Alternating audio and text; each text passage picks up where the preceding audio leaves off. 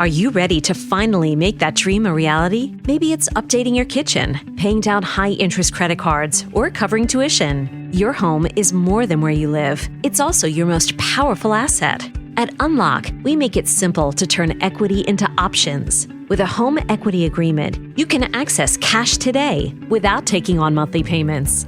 Imagine the freedom to invest in your home, reduce financial stress, or finally start that big project you've been putting off. It's your home. It's your future. Unlock it today. Visit unlock.com to learn more about a home equity agreement. That's unlock.com to learn more.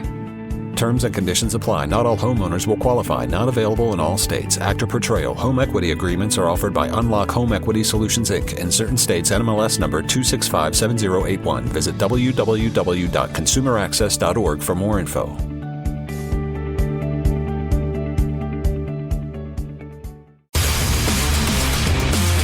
And now it's time for No Pucks Given with Dan Kingerski of Pittsburgh Hockey Now.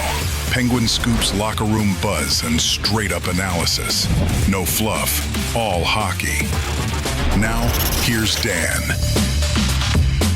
Well, it is another Penguins live chat here on the Pittsburgh Hockey Now platforms. Hi, I'm Dan Kingerski, and we're doing this in the evening, just the way the schedule sort of fell with a noon practice on Wednesday.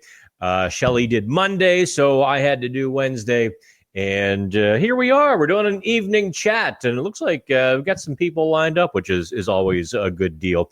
Let me double check the sound and make sure. Yep, I am here.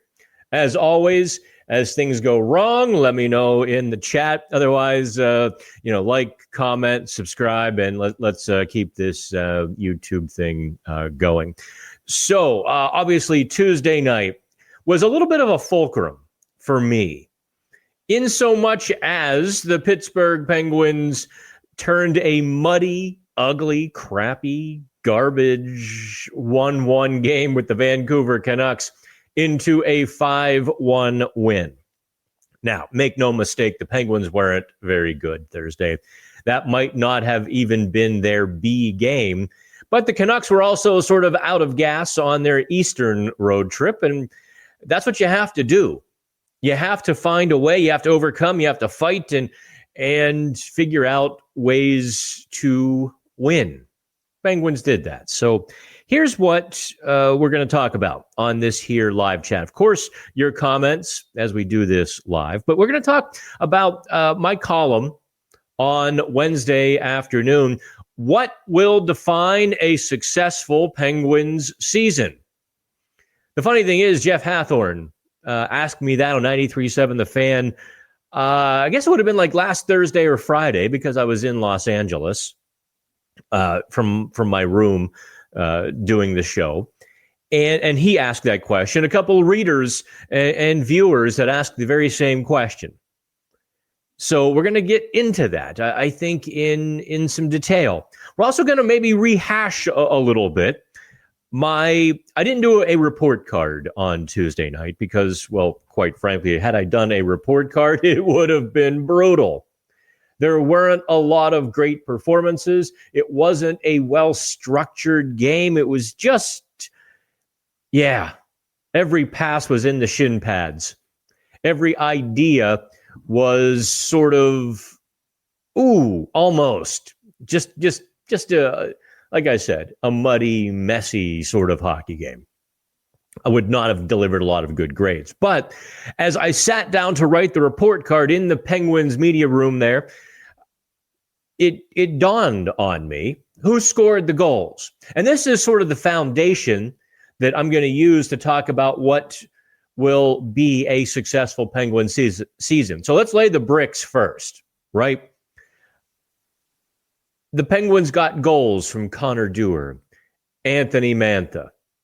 Who am I missing? Oh, Justin Brazeau, who, by the way, told me today he's almost 6'7", not the 6'5" he's listed. So I was kind of teasing him a little bit, like, geez, you're not one of those guys who are 5'10", claiming to be 6'3". I mean, dude's a horse. He's a big guy. And he has 5 goals in 7 games. I mean, at this point, he's almost fulfilled his $1.5 million contract. If he got to, let's say, 7 goals and 10 points, you're like, oh, okay, yeah, that was worth $1.5 million. He might do that before the end of October, the way his season and the way he's playing with Evgeny Malkin. The larger point of him scoring and Mantha scoring and Dewar scoring and the way that Ben Kindle is playing, the maturation, it still has a ways to go of Harrison Brunick, Caleb Jones, and Parker Wotherspoon. All of these guys sort of create this entirely new identity within the Penguins. I had asked Brazeau last night, there's a lot of you new guys, and I suppose I should thank Chris Letang for sort of planting the seed when he said that, there's a lot of new guys on, he didn't say show me contracts, but he's, contracts, they have to show what they can do, and they're hungry, and they play hungry every night. And Letang continued about the new vibe with the new voice of the coach and guys coming to the rink, trying to learn the system and really dialing in, wanting to be on their game. And it creates this whole new vibe, Letang called it. Okay, that's... I probably should share the screen in a moment or two. Make sure that there is no sound coming through before I share the screen. So to me, all of that overshadowed Crosby breaking Mario's record for most points combined regular season and playoffs. Even overshadowed Letang getting his 600th assist. Although, if you saw the Pittsburgh Hockey Now story, I got the video. I kind of came in late to the scrum, so as people were leaving, I guess he hadn't been asked the question in quite the way I asked it. How personally satisfying was it? And quick tangent here to pump PHN is Letang was like, I never expected to be a hockey player. And, to get to this point, it's all surreal. And I suppose I've played 20 years. So, 600 assists is kind of something that will happen. But it's just amazing that I've gotten this far. Thought that was a pretty honest answer. Whereas Sid couldn't enjoy it. Honest to goodness, Sidney Crosby could not enjoy He couldn't enjoy the records. Like, yeah, but Mario, I played like 500 more games than Mario. It's like, come on, man, just revel in it just a little bit, would you? That's just not Sid. He's broken enough records, I suppose, at this point where he knows the difference. Anyway, but in talking with Brazeau, he also mentioned that how much fun it is that there's a lot of guys with sort of a commonality, something to play for, and they've got a lot to prove. I'm trying to find the story here. Yep, there we go. Let's see here. Where's the quote? Ah, there it is. So I am going to share the screen for you. Okay, sorry. We're doing this on the fly, like I always do. Here, it's just different. And this is what Brazeau said. I think there is a lot of guys trying to prove what they are in this league and trying to find their way. I like that last part, find their way. I think there's a lot of people in here that know that they can be more than what they have been labeled to start. So I think anytime you have that, we have a good mixture with obviously the 3 guys in here that have done so much in their career, the guys who are just starting. So I think it's kind of a cool mixture. And you can go to Pittsburgh Hockey Now and sort of check all of that out. What's happening is there is an energy in the Penguins room that has been so sorely lacking for the last few years. I think back to when the Penguins missed the playoffs in 22-23. At one point down the stretch, they were a 90% shot to make the playoffs, and they just were so dead-legged. They were so bereft of spirit and enthusiasm that they collapsed, ultimately putting themselves in what was essentially a win or no playoff situation against the oh-so-lowly Chicago Blackhawks. And that game has had such reverberations, the Blackhawks getting Bedard and so on and so forth, launching the Florida Panthers dynasty. If the Penguins don't suck that night, none of that happens. Isn't that amazing? I think back to that team, and I wrote this at the time, so it's not like please don't think I'm driving in hindsight here, driving in the rearview mirror, but wasn't that they were old, it's that they were old in spirit. Now you got guys milling about the locker room wanting to talk to other people. You have guys milling about the locker room, joking and goofing around, just having a little bit of a good time. I talked with Ben Kindle today about the difference between a WHL road trip and the NHL road trip. He's like, yeah, they talk about the grind. The NHL grind, like this, it's kind of luxury. If he didn't make the NHL roster, he would be on a bus, sometimes for as much as 14 hours. Basically, they drive all night. They show up midday.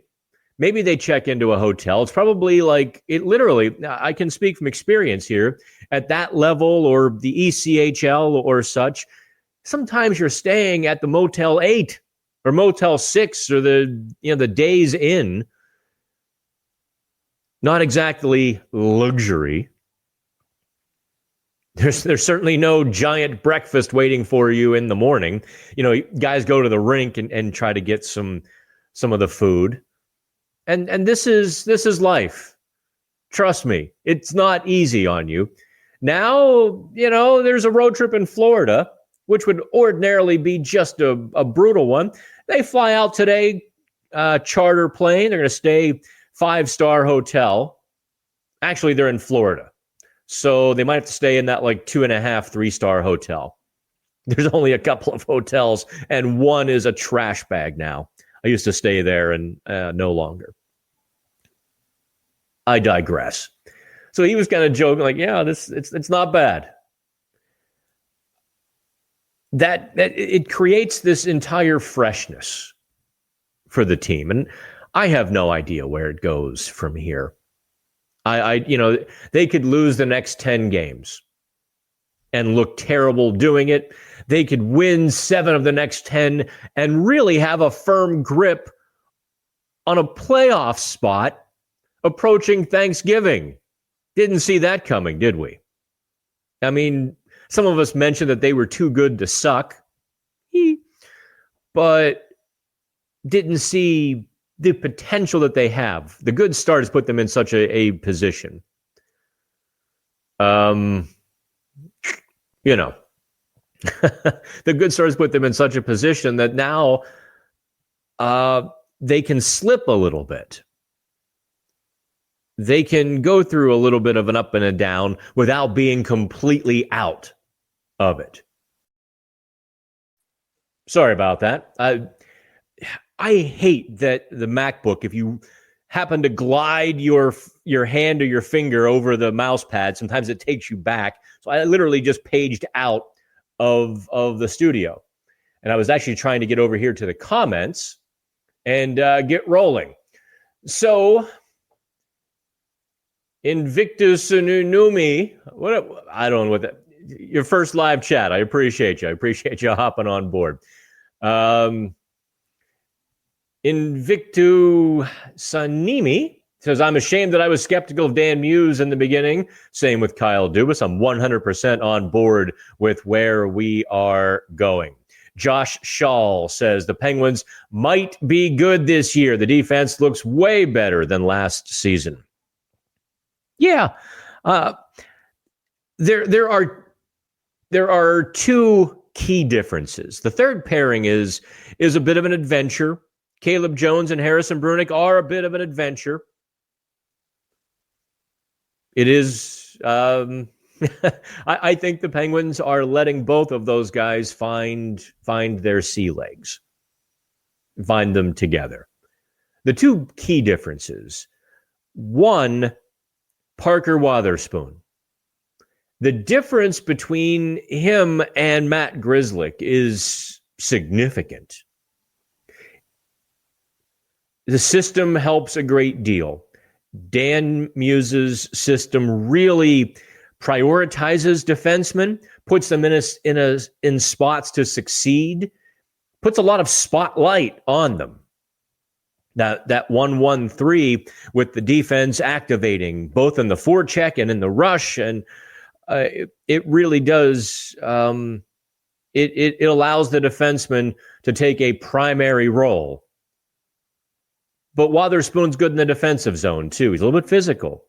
He can skate. He pinches in. He knows what he's doing. He and Ryan Shea really, here are two guys who toiled in the AHL much longer than they should have.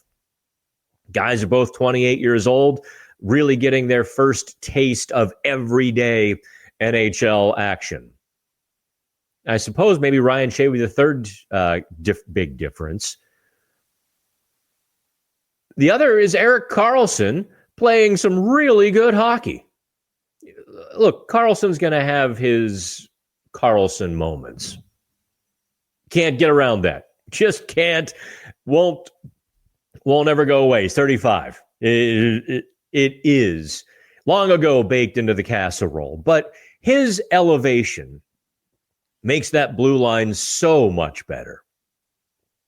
In fact, so much better that really I thought until Tuesday night, Chris Letang has been not good this season. In fact, I wrote that he really struggled out west, really struggled, especially in the track meet against San Jose. He turned it around at home against Vancouver, but because the other players are playing so much better, plus Muse's system does provide some layers and protection for the defenseman, that you can get away with a guy really scuffling. Let's see here. Let's go to Brian, 2015. Actually, I guess it's 20,015. How long before Clifton or Dumba become unhappy, rotten in the press box? Well, Dumba, I don't think is a happy camper. Clifton is a really jolly sort of guy.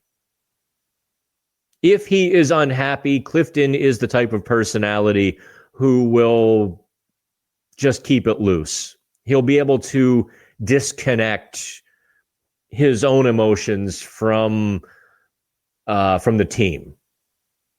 Now, Dumba, on the other hand, I do think that moment comes much sooner than later. He wants to play.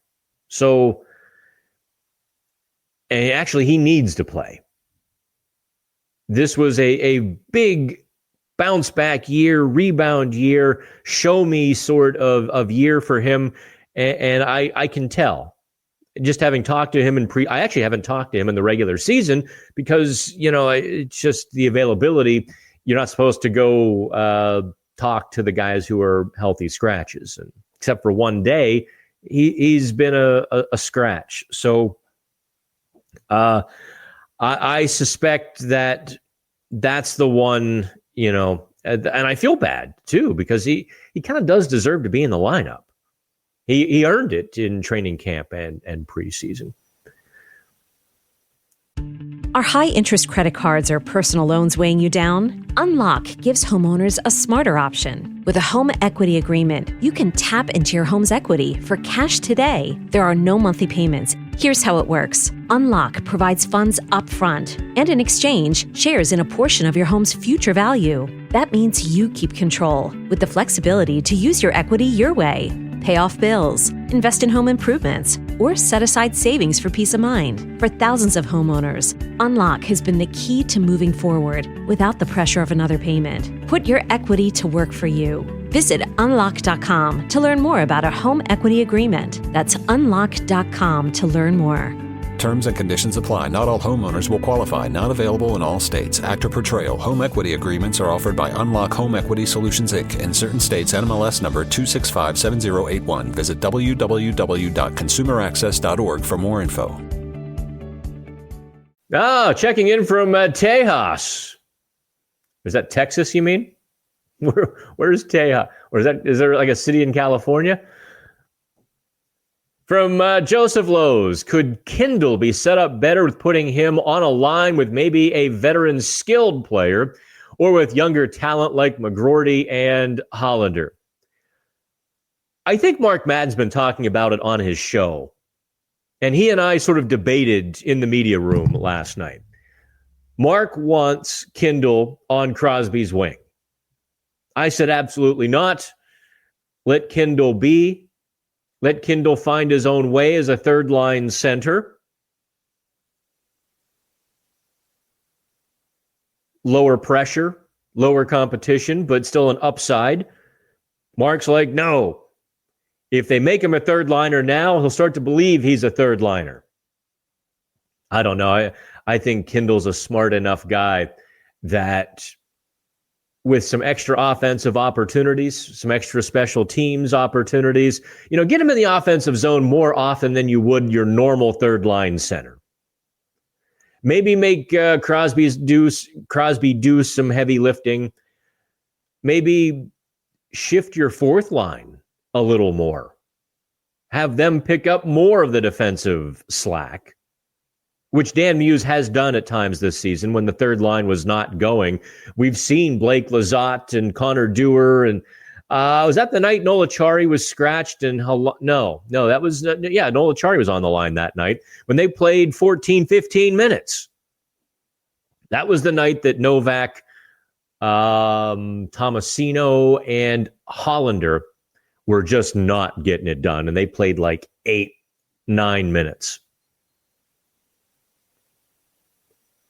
I think at this point you can let Kindle be a third line center. I do, Joseph, agree with you that some skill on his line would go a long way to helping out. Now, if that's McGroarty, okay. If McGroarty takes a spot in the top 6 and they drop, Anthony Mantha or Justin Brazeau down to play with Kindle, okay. That also would I think satisfy that skill component. I do think they gave Ville Koivunen a quick hook. Koivunen and Kindle had a pretty good connection in preseason. So yes, I think you have a point that they should put some more talent around Kindle. I guess I'm tipping my hand that no, I don't think he should be the first or second line center. Not yet, anyway. Next year? Yeah, he's the second line center next year. All right, let's see here. Let's go to the Driz. What are the noticeable differences between Dan Muse and Mike Sullivan's systems? Defensive awareness and layers of support are apparent. Well, awareness isn't really a system. That's just having your head on your shoulders and not where a proctologist might find it. Certainly speed and quickness and younger legs help. Driz,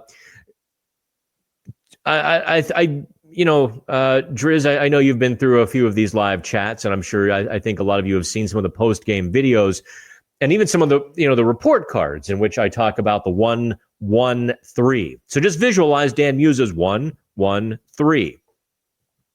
Mike Sullivan, in theory, had a 1-2-2. In theory, it was a 1-2-2. In reality, the way the Penguins played it, it was almost a 3-1-1. Definitely a 2-2-1 a lot of times. Last November and December, if I'm boiling it down to just the barest broth here, right now, the systems are much more complicated than that. And, this isn't basketball where, you stand at certain points on the court. Far more complex. But I suppose for the very first stage of the conversation here, I'm going to use, the most basics. Sullivan, last November and December, when the Penguins were just El Fuego, going crazy, winning games, getting themselves in a playoff spot, don't forget. By the end of December, the Penguins were in a playoff spot or tied for it, whatever it was. They were playing a 1-2-2 fairly rigidly. Not quite a trap, but certainly a counterattack, certainly creating a lot of layers through the neutral zone to protect their defensemen, to protect their goalies. Heaven forbid it worked. I do not know why in January they got so far away from it. But there was a point. It's the annual post-Christmas Islanders game.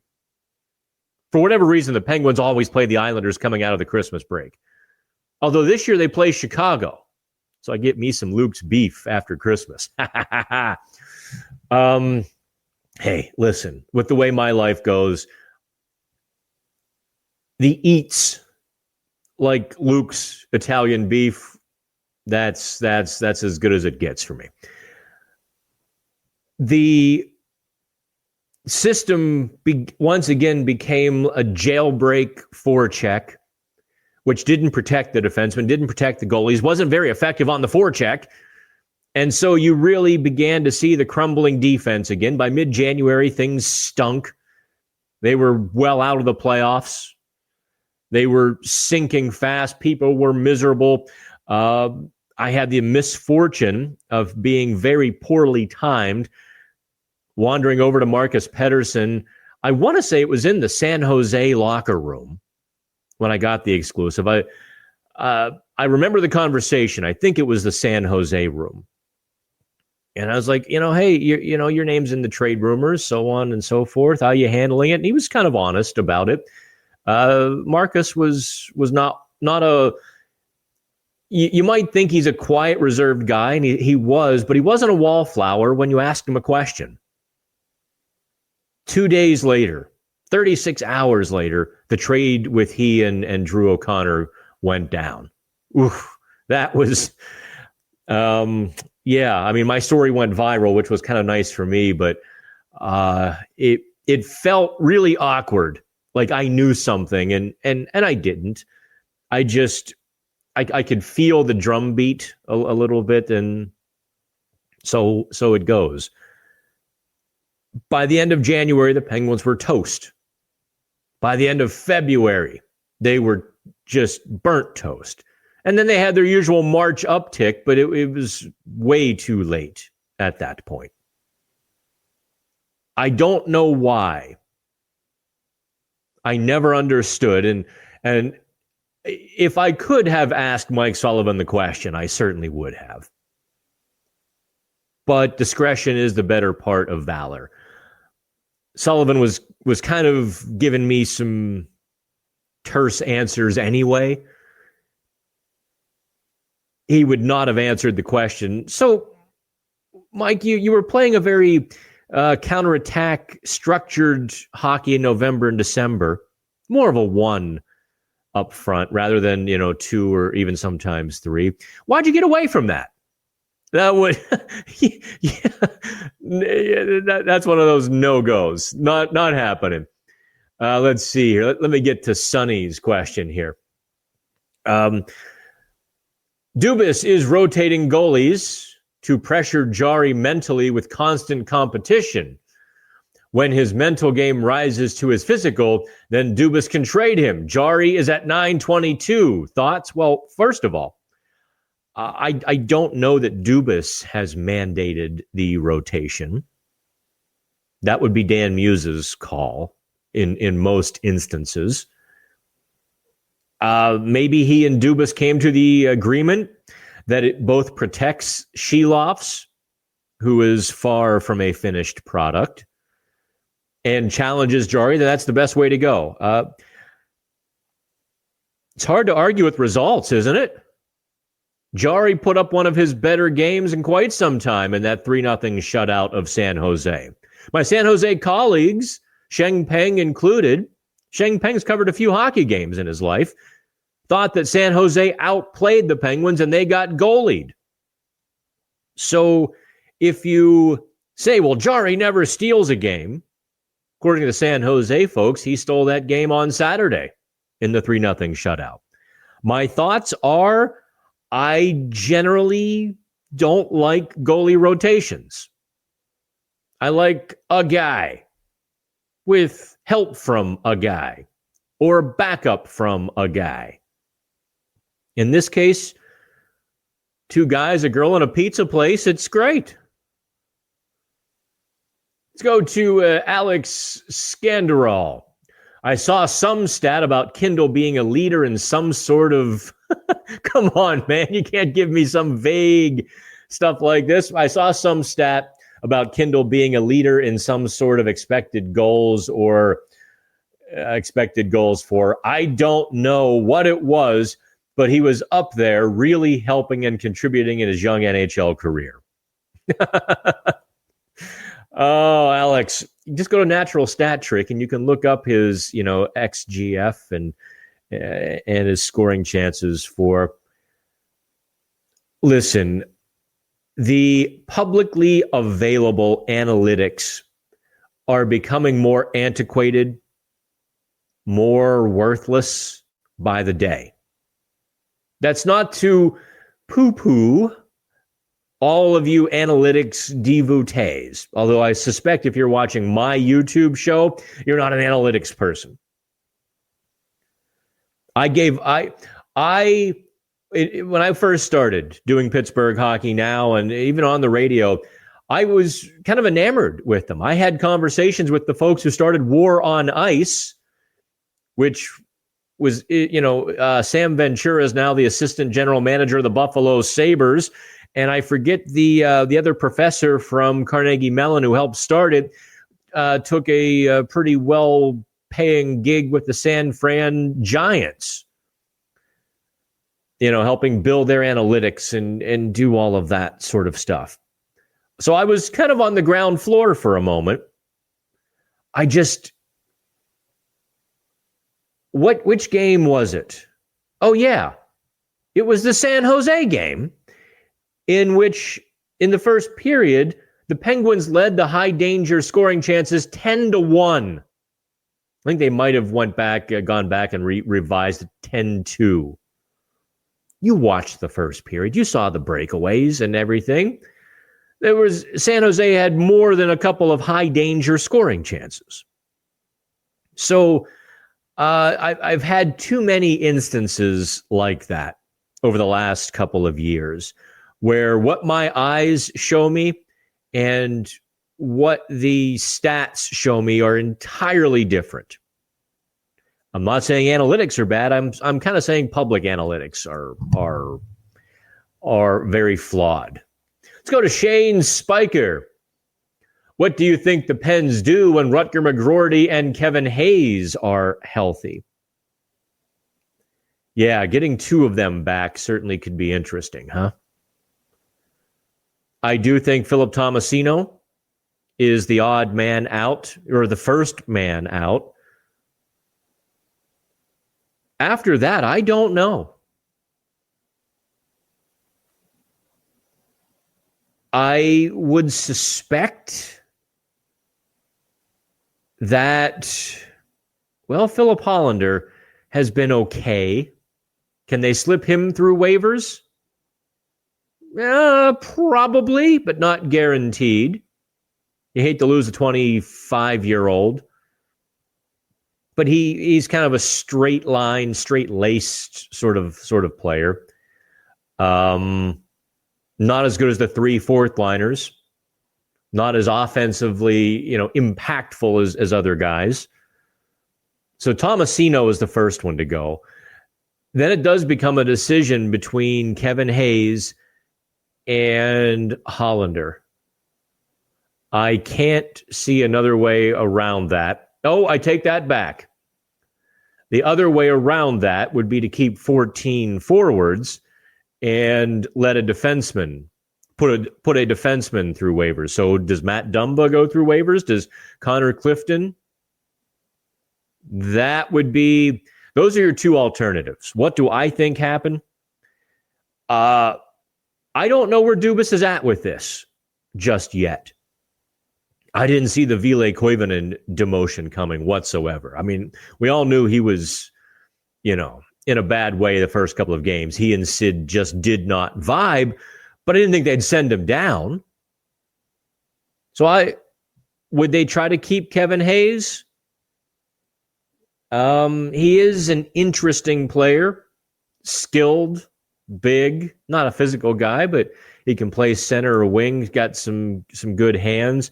Would he be good beside Ben Kindle? Would he be that sort of veteran skill beside Kindle?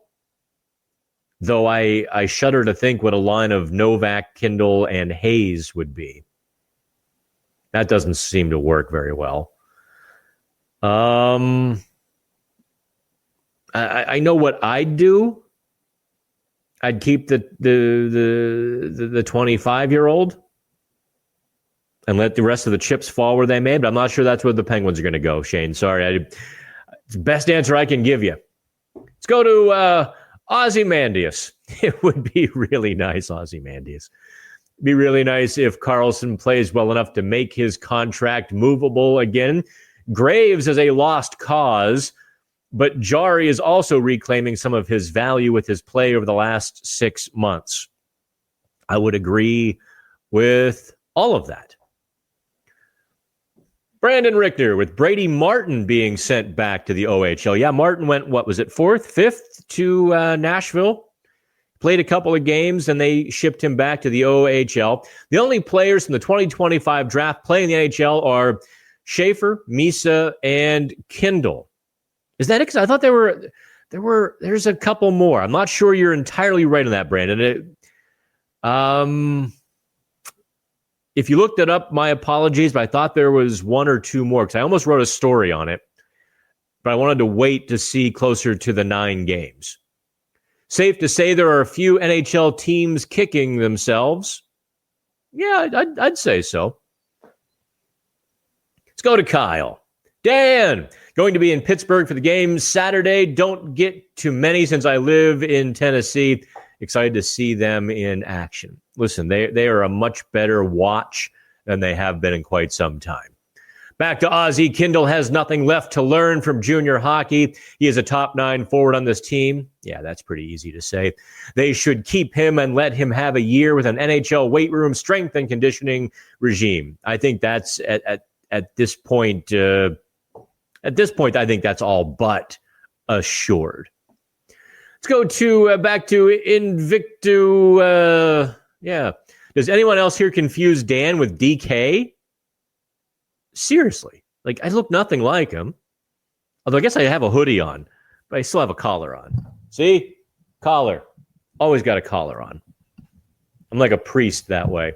Always have a collar on. No one confuses me with the other DK.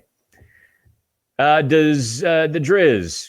Boy, tons of questions here. My goodness, you guys were loaded for bear. I haven't even really gotten to the successful season part. So I'll tell you what. We're going to take a break. This is about the halfway point, I think.